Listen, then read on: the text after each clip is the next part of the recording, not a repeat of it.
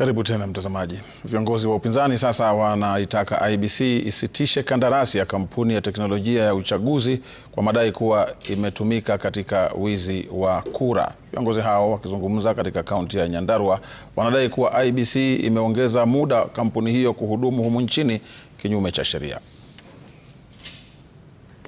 Local partner wa East Mathematics tumegundua alikuwa ule mtu anaitwa sijui Abdullahi. That was just a front.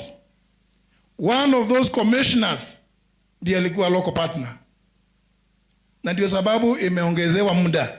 Kwa njia ya kisiri, yule CEO wa IEBC anaitwa Marjan amefanya extension ya contract ya Smartmatics ili the same company iliyoiba uchaguzi sasa, iliyo manipulate, itumike tena mwaka ujao.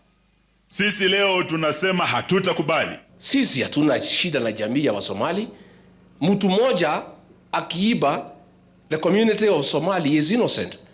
You leaders from the Somali community, don't profile your community. Munaingiza community kwa shida ya mtu mmoja kwa nini? We are working for the unity, real unity of Kenya.